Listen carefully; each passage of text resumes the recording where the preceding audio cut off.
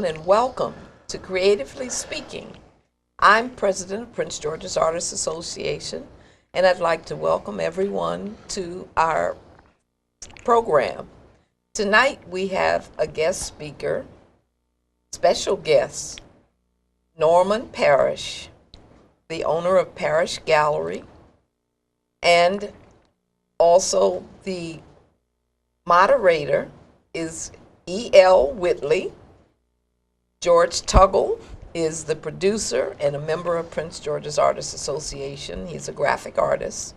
Samuel Mercer is a member of Prince George's Artists Association, and he's a mixed media painter. And I am also a painter. And I'd like to turn the program over to E.L. Whitley. Thank you, Zenobia. Welcome, Norman Parrish, to Creatively Speaking, and thank you for coming. Thank you. Norman Parrish, an artist, curator, and owner of Parrish Gallery, located 1054 31st Street, Northwest, in the heart of Georgetown, in Canal Square. Good evening. Norman, briefly, could you tell us about yourself? Oh, well, let's say I'm a painter. I started off in this art business as a painter. I studied at the School of the Art Institute in Chicago.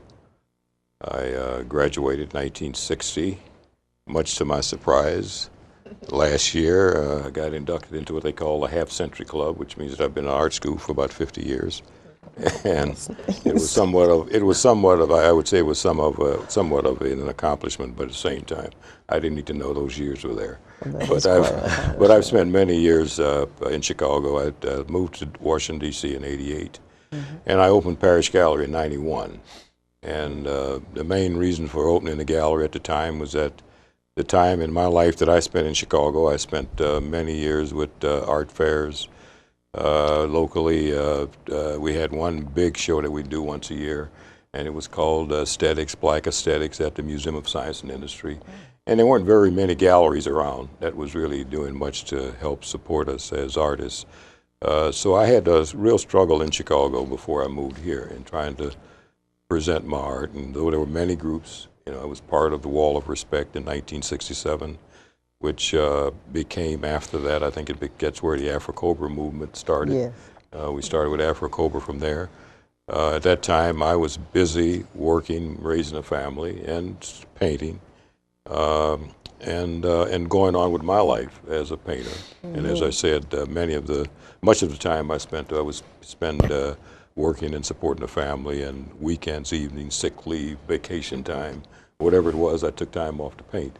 And I showed quite a bit. The first one-man show I think I presented was, I lived in a little small town, black-owned town called Robbins, Illinois.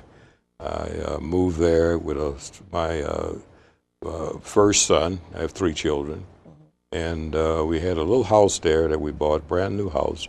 And we had a black architect. The whole little village was based on a black community. We had a fire department, police department, and I'm saying this as we had, meaning that was when I was there. But I understand now that there still is quite a bit, in the sense of what goes on in Robbins. I was there a couple of weeks ago, and they've already made a museum, an African-American museum there. But I'm saying all that to say that that's where I started my first art show. Okay. I went to an African-American builder, and he had this model home. And I just asked, I said, well, look, is it possible that I could do an art show? I'd like to do an art show here. And he said, well, I'd be happy to have you do it. And I immediately said, well, I'd like to put some holes in the walls so I can hang the paintings on the wall. He said, oh, that's not a problem. You can do that. We're happy to have you. So we got, I got busy with going out, which is what I sort of learned that self-promotion was a good thing at the time.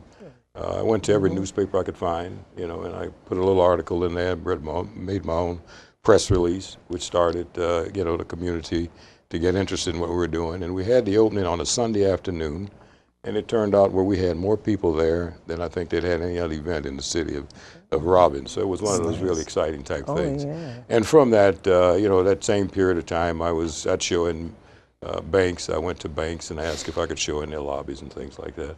So I was pretty much, as looking back at the past, I spent a lot of time just trying to promote the art and trying to get the art out there.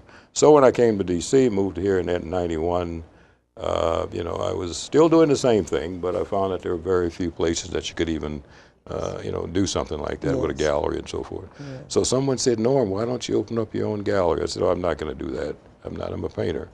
And I had a friend that said, look, once you cross that line, between a painter and a painter and a dealer, you are a dealer. Yes. And I seriously thought about it. And I've been asked many a time since I've had the gallery why don't you show your work here? Well, I have a studio that's, within 2 blocks of the gallery.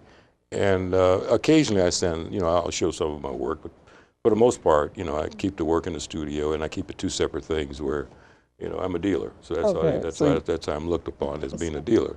And I feel like the reason for it is that, I feel that it's really an opportunity for me to do what I felt needed to be done for artists. I think most times we think in terms of art people as being people that, artists, period, visual artists, that, you've been given a God-given gift. That's what they've told us that.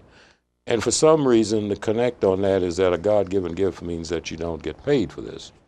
And, which means that, your artwork you can give it to me. You don't have to pay for it. Artists spend a lot of time, too, I think, with making this whole thing even more miserable, because they're constantly thinking in terms of, I need exposure. So let me hang my work in your restaurant. Someone might know that I'm an artist, and I might really get to know who I am. And those things really are not the best things, and I don't think that they really work. So as I said, on the side that I'm on, I find now that operating the gallery for the last 20 years, that it's a profit gallery, meaning that there is not a nonprofit, which means that every month that rent is paid, it's paid because an artist's work is sold. Yes. And what we do is continually promote the idea that art is to be bought. It's not something that we want to give it away. Yeah. So now I don't know if that was going way off of what you were asking. No, in fact, you went into my next question. I was going to ask, my next question was, as a result of your life experiences, which you have so clearly told us about, what advice would you give an artist who wants to follow in your shoes? Not necessarily a gallerist, but want to follow in your shoes. Oh, sure. A painter, an artist, sculptor, photographer, any of the visual areas.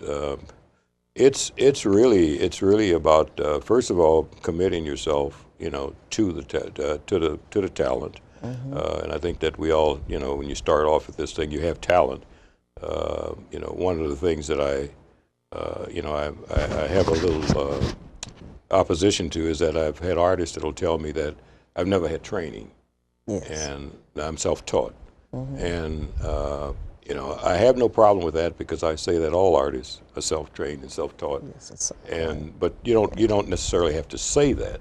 I mean, it's always important to go in any profession to find out what your peers are doing, to learn and understand, what this whole business is all about. Yes. So school is very much a part of it. Yes. So I would say that the first thing that I'd ask any artist to start in first of all, making certain that the talent is there, some form of education is there. Yes. And the most important part is to make that decision to be on a solid career path, meaning that you have to continue to do it. It's not something that you'd want to do tonight and tomorrow say, well, I'm not going to do it. I want to change professions. Once you get in, you should be in for life. And the reason for that is that artists or visual artists, they're not like rock stars, entertainers, or what have you, that can hit, a great level of success overnight. Most visual artists, and I have history on that some of the artists I knew in the 50s that were able to stay on a solid career path, meaning that they continually worked. And as they worked, they sold their work, they exposed themselves to the institutions that could give them big support to make certain that they were getting what was necessary to continue that talent. That they may have started off at, say, if just when we left the Art Institute, they said, well, if you sell an oil painting, it should be about $100. So you got to have a starting point. And some of these guys I knew back in the 50s, they were in selling $50, $100, $250, $300. We had one artist. We had the High Park art show in Chicago, Yes. art fair, and Clifford Lee was one of the artists that we always enjoyed having at the art fairs. But he was an artist that would go out with a $50 painting, and as the prospective client would ask about the price of it and what it was really worth, he would sometimes go off into, if he would say 50, and if it didn't look like you were going to buy it, he'd say 45, you know, and he'd do that until probably he got $30 for the painting, bartering. which was which is part of not really understanding what the talent was and what his own talent. But in retrospect, for all of that, I'd like to say too that period, those artists, and there's Alan Stringfellow is one I can think of in particular, that was selling paintings in the 50s under $500. In the gallery, I'd say in the early 90s, I sold a painting of his for $18,000. So in respect to what I'm saying to artists in the sense of how you have to say true to the thing on a solid career path, your path is like this. And when you get here, your prices and what you're doing is up here, simply because you don't necessarily do this because it seems like you're just doing this, but you're actually doing it. Yes. But most artists can't see that.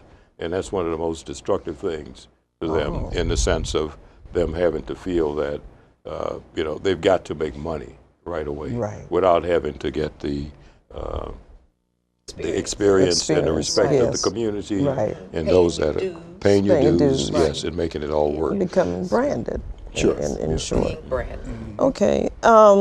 As you expressed in your bio, that you were an oil painter or are an oil painter.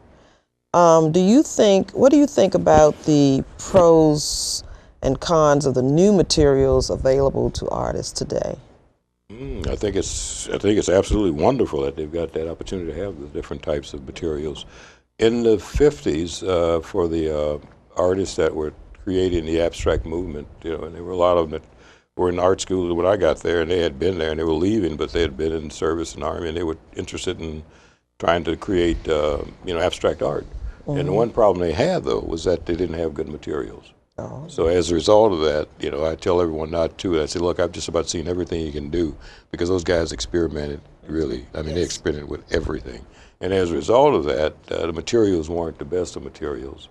So in the end, we lost a lot of that period of art. But for artists now to have the materials they've got, and for the consciousness of the chemistry and the consciousness of the people that work in the chemistry area that's producing the right types of things, it's the best thing that could happen for artists, And they should experiment with all of it, frankly speaking. I agree. I'm a traditional painter as a result of what I started with oil. That's what you started. So Right. and that was With that. that's what That's exactly. what you're comfortable. So you answered some of this question too, but I was going to ask you, what pitfalls would you strongly advise an artist wanting to be in the professional world of art, and what to look for? Well, let's see, Leroy Neiman, the Playboy artist, he was an instructor of mine at the Art Institute, and he and Hugh Hefner, which is what we know, developed the Playboy magazine, and he was the illustrator. Leroy Neiman was the illustrator. He was very well respected in the fine art community. And I guess I should preface this with saying that, there are two types of art, and one is no different from the other, in the sense that if you choose one and that's what you feel that your spirit is for, it's good to do it, one or the other. Now, the two are commercial art and fine art. Yes. Now, you don't mix the two. You can't say that after you make success in commercial art, making money, now that I've made so much money, I now want to be accepted in a museum where the respectability of fine art comes with the price that you pay to get that respectability. Yes. You don't get it just because you've sold a lot of art and made money. You get it because you've participated in what's considered the fine art community, the museums and what have you. Now, to go back to Leroy Neiman, he was warned and he was asked not to go as far as he was going with, say, commercial art, in the sense of he was producing all of the, as you know, he produced all the images, the illustrations for the Playboy, for his mansion. He painted on the walls of all of the resorts, in the Playboy clubs. He put his art in. He got to the point where he was doing Wide World of Sports. He was doing all sorts of things, and he was really the real commercial guy. Right. Yes. He came to Washington, D.C. about 1997 and was interviewed at the Washington Post. Okay. And they just simply asked him, well, in your career, how did you feel about what you've done, and how do you feel about it? And he said he wished he had paid more attention to fine art, meaning that he could not. He knew then that he could not Cross make over. that transition. Cross over back over. So you have to make that's a choice you have to take. It's a conscious decision. Exactly. Yes. And I've always said too, as I mentioned to most of the young artists that come with me, is that when you get a job, actors do it. They work in restaurants. they They do. do all sorts of things. Yeah. You don't have to. If you really wanted to say that you're a fine artist and you want to stay as true to your conviction of what fine art means to you, and you think that money is the only way that you are actually going to be able to make it, then go get the money and still do the art. And that's where I think I'll lose. That's one of the big pitfalls I think that they get into, and that I've seen happen to more artists, and the frustration is there simply because I think once you get that understanding, you tend to be able to take your choice. I'm going to make reproductions. I'm going to make auditions, prints like crazy, or I'm going to stay here and I'm going to create this original piece of art that Build a body of work that has some substance and meaning to it, and that will relate to the culture and be patient for it. Yes, definitely. So what do you think about nowadays? A lot of artists, and you were talking about reproducing original works. What do you think about the G Clays and the specialty prints? Sure. What do you think about in terms of an artist? I know that in my experience, my little short-lived experience as an artist, as a professional artist, that I was warned against making X amount of G Clays because I found that G Clays would take you into the commercial arena. Sure. So what do you think about that? Well, what advice would you there's- give in terms of G Clays? Yeah, well, Percy Martin is a printmaker that's showing in Yes. the gallery now. Yes. He has a show that's up that's with etchings. The body of the work is mainly etchings. He's got 2 G Clays in there. Okay. But the difference is that original printmaking always comes from what the word says, original, meaning that in the sense of a G Clay, what Percy will do, he will take digital equipment, Photoshop, whatever. He works actually within the digital process in order to have a G Clay print produced on the other end, which means that he also will not make more than one. He's just using that technology for the sake of what he can do with a G Clay, basically. Yes. You're using it. But G Clay is to say that, yes, if you're being reproductive of a painting that you paint and photograph it, put it in a computer, send it through the digital process, plot it out on canvas, that's commercial art, period. That's the problem with that. You have not done anything that's original in that process. Right. Now, original printmaking, as I said with Percy Martin, there's a difference there. Story. Yeah, Yes, it because is. he's working the whole process right there, and he's not interested in producing. In fact, the etchings, I think the edition is only 5, but on the G Clays, he's only got 1. So he's only made 1 of each one. But he was just interested in what the technology could do, and he's also found that those inks are much better than some of the inks that he's using for his for his etching. So it's it's really so I mean he's using that technology just to say that it's It's just going back to the materials which we just spoke about. Sure. Do you believe that art is an important part of our society, and why? We live in a society where images are coming to us every day. I mean, every day, and even now with the way our what do we call them? Our little, you know what I'm talking about? These the little computer sheets that you get. I can't even think of it. I'm out of the. Printouts? What, We don't have to. The iPads and yeah, all oh, the, okay. the whole Oh, bit. you're talking Yeah. about the whole Yeah. technology. The whole technology. Okay, Yeah. the whole All of that technology. technology is Right. there, which means Right. that there are a lot of things that's happening that's taking us away from the sensibility of what we would do in our own original form of processing what we see and how we feel and how things taste. And that's basically what the whole aspect of producing art is all about. You know, when you see something and it connects with you, it's not only connected visually, but sometimes it connects because of in the special sense of materials. When you're looking at the textures and what happens with textures, you're looking at color, what happens with color, and what sensitivities of what it brings about. And there are some pieces that you can look at and actually get taste from them.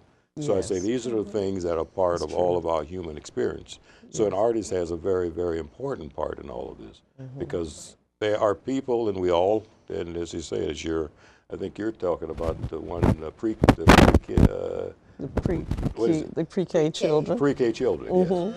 That, you know, if the pre-K children come to us open wide Yes, they Right. do. They have with a all clean sorts slate. Clean of, yeah, slate, yes. all sorts of things that they visualize and they put it on paper.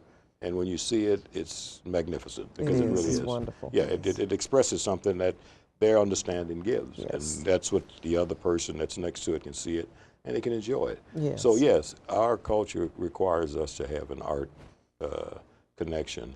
I'm planning to do a talk tonight on collecting. And I'm like, you know, the first thing I must know about any group or audience in that sense is that, do you live with art? You know, basically, how many homes you go into and you can find art? You can find something on the wall. Yes. Now, I can say that, yes, sculpture is a little different. Three-dimensional pieces are not the easiest thing for us to kind of live with. But paintings, reproductions on the wall, anything like that, you know, we can live with that.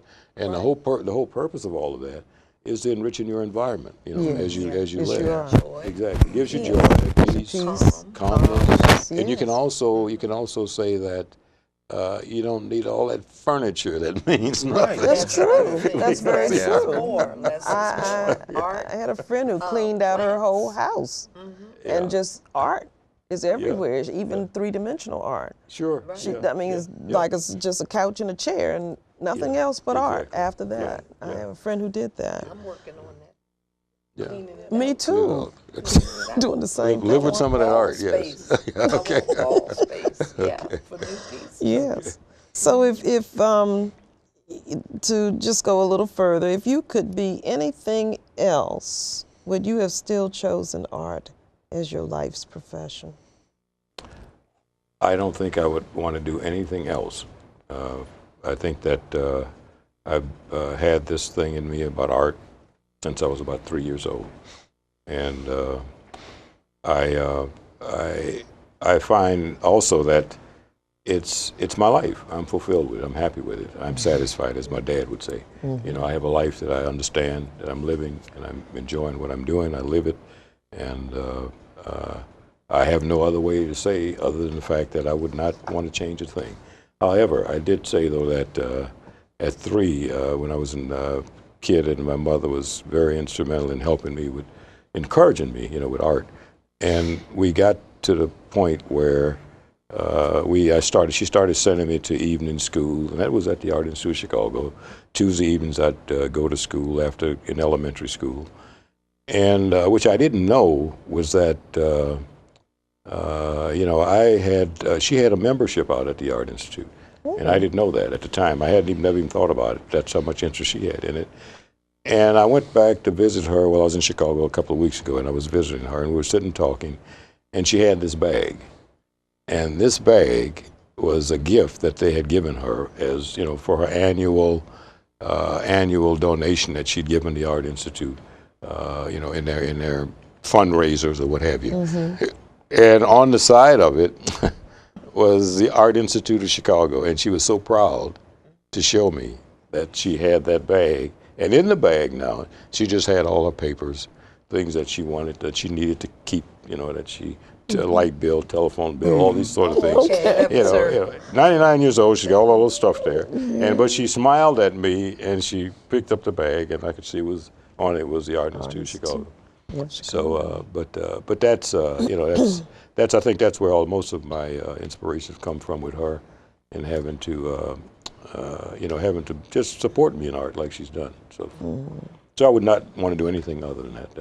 This has just been wonderful. I've learned so much just sitting here listening to you, and I have been inspired in all truth with the words that you've said, the words that you've spoken. Very graphic, visual. I could visualize a whole lot of things that you were saying. And now we've really come to our visiting artists from our organization. And I'd like to introduce you to Samuel Mercer and George Tuggle, who have brought their artwork here. And Samuel Mercer is a painter. And Samuel, will you tell us about who you are and the piece that you brought to share with us this evening? Okay. I am Samuel Mercer, and I'm a painter. I'm a mixed media artist. I started pencil art. I started in grade school doing stickmen, doing, little stickmen, and after doing the stickmen, I'd run on out and play. But one thing that, and this is the truth. One thing that impressed me was there was another member of the class who was a paraplegic.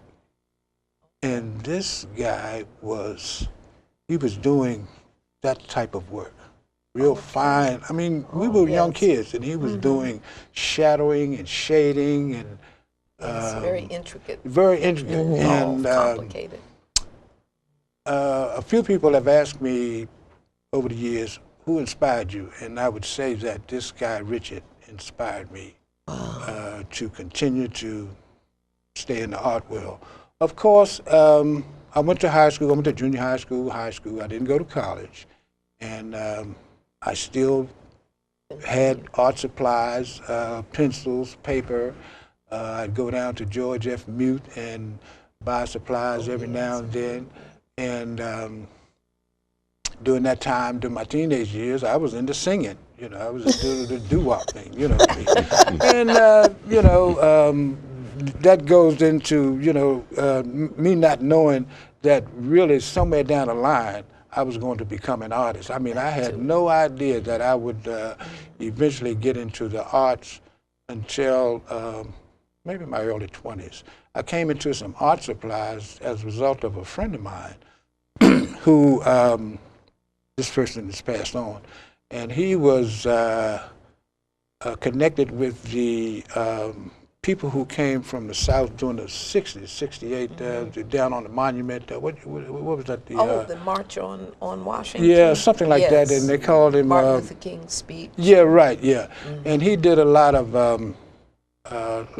artwork centered around genre paint. centered around. Yeah, right. People's genre. People's Right. And he came to. He was also a barber. And he came to, he asked me one day, Sam, you know I work, don't you? I said, yeah, I've done it in high school and junior high school. I said, but I'm an optician now, I'm doing something else, And he said, well, man, this guy wants me to do a picture of his grandmother, and I don't have the time to do it, and I don't know nobody else that to ask, and would you do it, And he just cut my hair while I was doing it. I said, man, I can't do no more. I haven't been in there. He said, you can do it. I know you can do it. And, it's a gift, and you haven't lost it. That's right. Dormant. Yeah, for a bit. So finally I met the guy, and the guy had several art supplies, and I have a lot of that stuff. And I have the case, the pastel kit, some of the brushes, and some of the stumps that he had. But I went on and did the graphite portrait of his grandmother. And you know, I've been into it ever since. It And, woke you up again. yeah. It woke you up. And I worked, you know, I had to work at a job. I had to support a family, help support a family. Yes. And I worked at a job and as an optician, and I said, well, I don't want to be this, because I bought the optical equipment, but I just did not want to be bogged down with that minutia. You know, I knew it was something in the back of me saying, you can do better than this. I mean, yeah, you can make a living at this, being an optician, but there's something That's else your that you want to passion. do. Yeah. But It's your all about the passion is the passion. art. Yes. We often come back to the passion, Yes, we especially do. as we age. Right. You know, and people retire from jobs, then they're saying, well, geez, what am I going to do now? And that's one of the problems, because with me teaching teachers art across the curriculum, I did that for several years, and I ran into so many teachers who were terrified to retire. They said, well, what am I going am I to gonna do? Mm-hmm. And I would tell them, Yeah, I've heard that a lot. what do you love? And then they would think and say, well, you know, I've always wanted to do this. I said, well, now is your opportunity to follow your passion That's that makes right. your heart sing and your soul soar. Right. Mhm. Have faith in your Let me tell dreams. you That's this right. story briefly. I had an opportunity to meet, and all of you, I believe you know this lady, Georgette Powell. Oh, Yes. yes. Yes. I met She was a Georgette teacher, Powell also. through another friend of mine who had a gallery.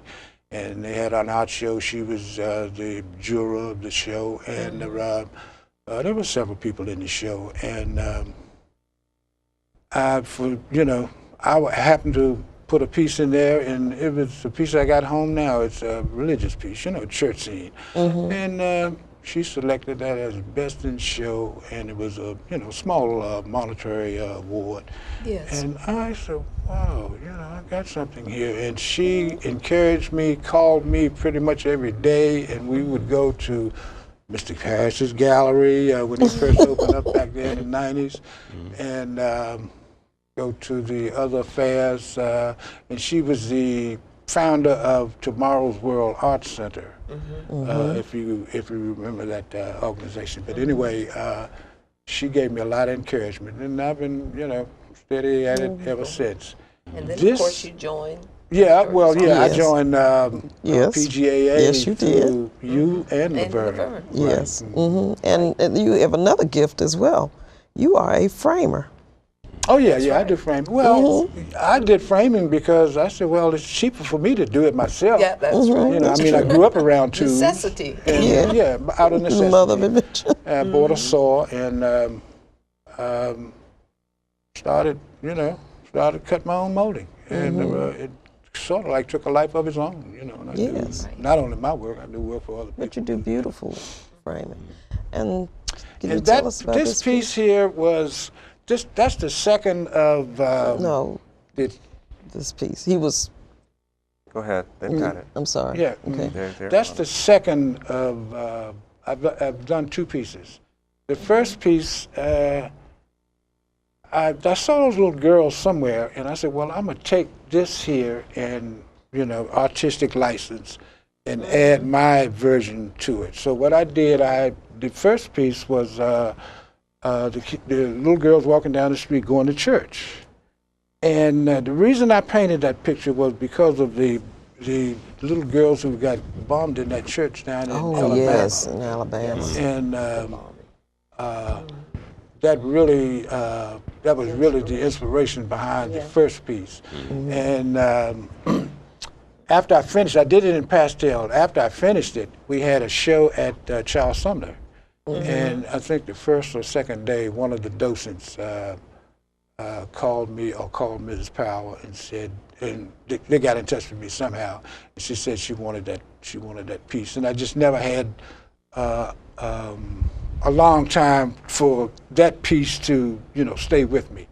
So once I sold her that piece, then I said, well, I got to do another one.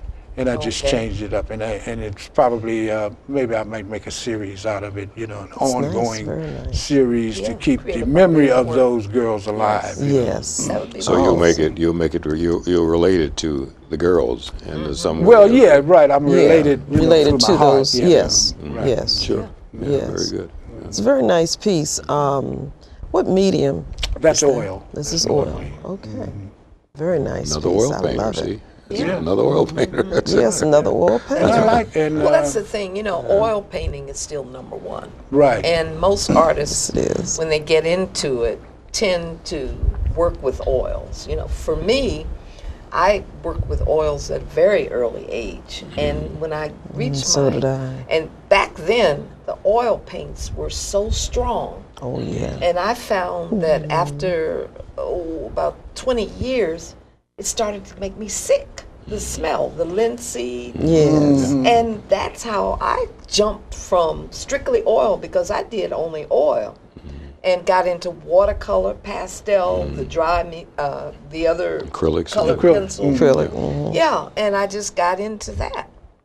And now with the new oils, the ones that you can apply with water, Water. and they still dry as paint. Yeah. Right. You know, but and like I was telling the members in the organization that oil is number one, then acrylic, and then it goes down the Goes line. down, You right. know, and mixed media at one point really started to get big in the 90s.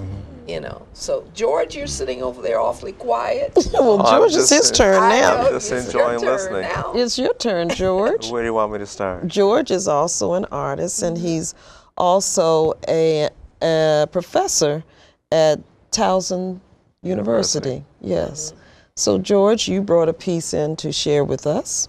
Could you tell us a little bit about yourself and then Sure. share your piece with everyone? Born in Oklahoma City.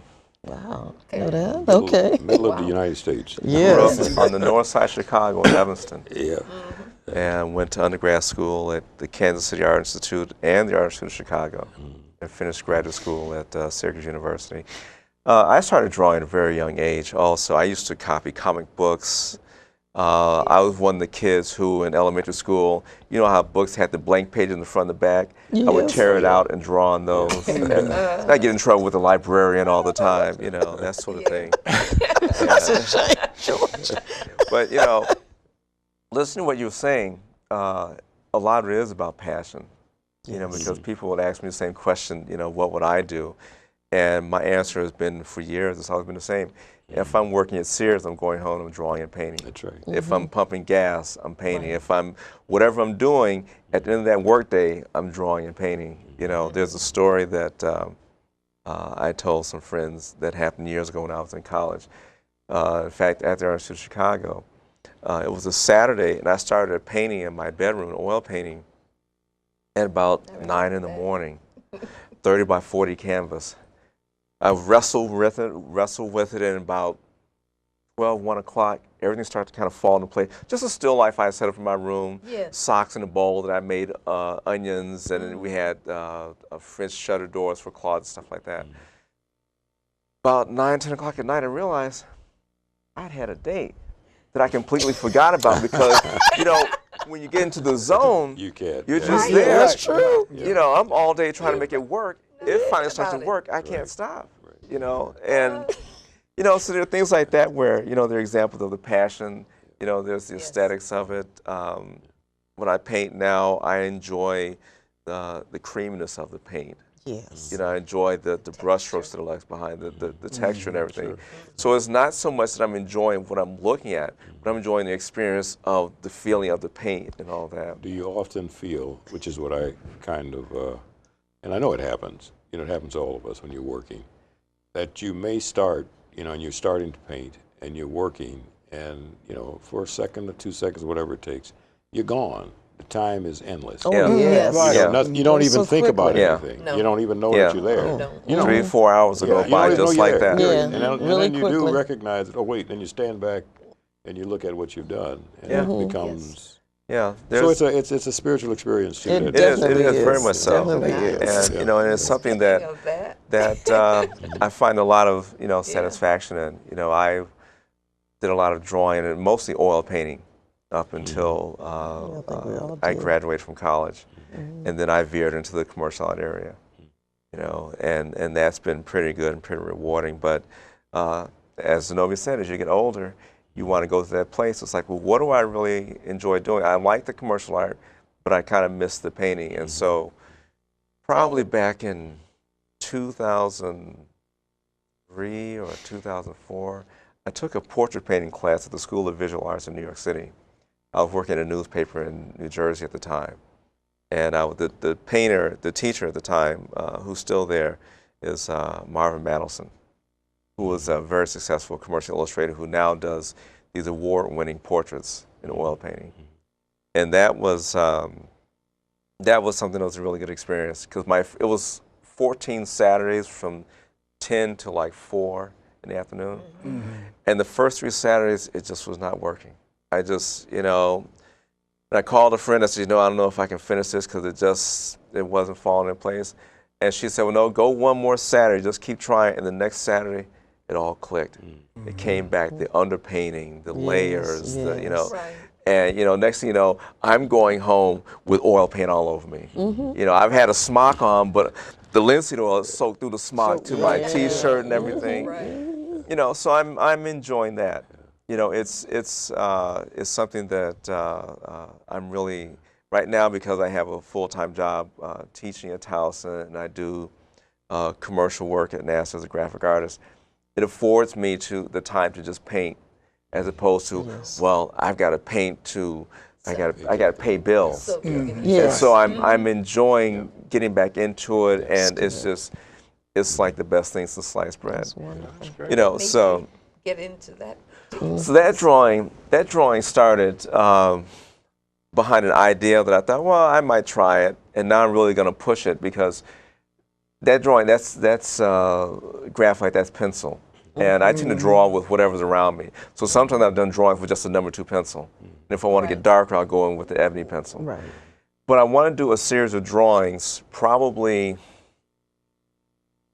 20, 30, maybe 40, because I want to put together a book of well-known and not so well-known Black Americans, and something that they're known for, whether it's their alter ego or whatever. So here we have Althea Gibson in tennis, and I just finished a drawing of Richard Pryor, and he's given this microphone a weird look because the microphone has this hazy smoke around it. Flip Wilson's looking at the microphone. It's got the wig on it for Geraldine. It'll be Barack Obama, and it's got his BlackBerry. It'll be Michelle Obama with the broccoli. With the broccoli. So I want to do a series of drawings like that, and put those together. And so that was the first one of those. Oh, okay. Let me ask you something, George. Did you use stumps to get that shadowing and Yeah, I did. Stumps, my finger, your T-shirts, toilet paper, kneaded eraser. It's amazing. I mean, there's lots of times where you feel like you're gonna lose your fingerprint over time. Yeah, no, that's true. I haven't done. Yeah, I I haven't have. done graphite in quite a while, but I. Oh my goodness, I like it too. And and those Like the things, and effect. someone saw that. It's funny how well people are and aren't known. I had that showing at the as part of a group show at the Art Institute of Washington over in Alexandria, or in Rosslyn, I guess. And this woman came up to me. She said, "Oh, that's a lovely drawing of your mother." Oh, wow. Yeah. So Well, once Well, again, they're not people are knowledgeable. They knowledgeable. don't know. They're not They don't know. aware That's you true. know, They're not, who these especially people are. black art. As black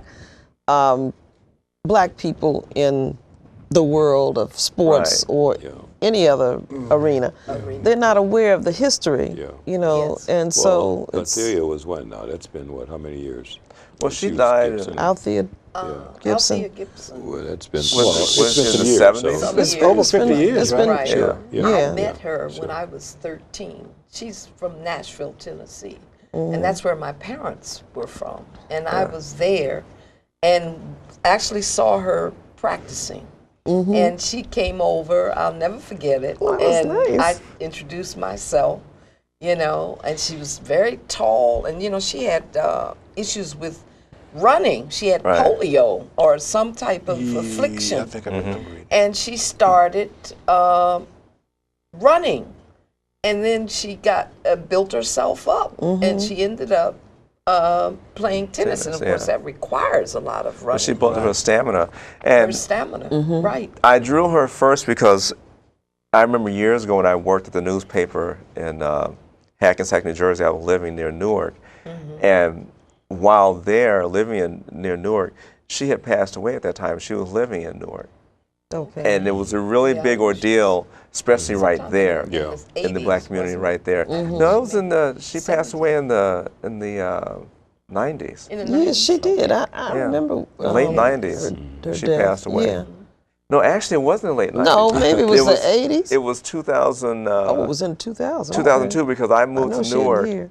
Oh, in 2001. Okay, get your BlackBerry out and You check it know. out for us. yeah. But at some point, but that was one of the inspirations for doing her because of the tennis and Right. everything like that. But lastly, we have a few more minutes, and we'd really like to hear from our moderator. Oh, really? Yes. We'd like for her to tell us about herself, how she's come to be a part of Prince George's Artists Association, and the kind of artwork that she's doing.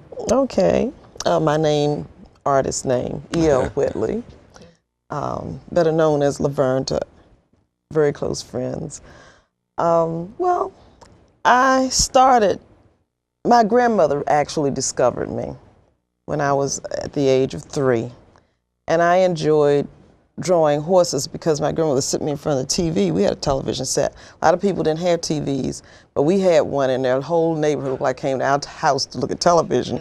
So when I was a little tiny kid, my sister and brother were in school, and my grandmother sat me there, and I used to look at Bob Steele and Hopalong Cassidy and all those old people, and I used to see them on the horses, and I was fascinated with the structure of a horse because of the muscle in a horse.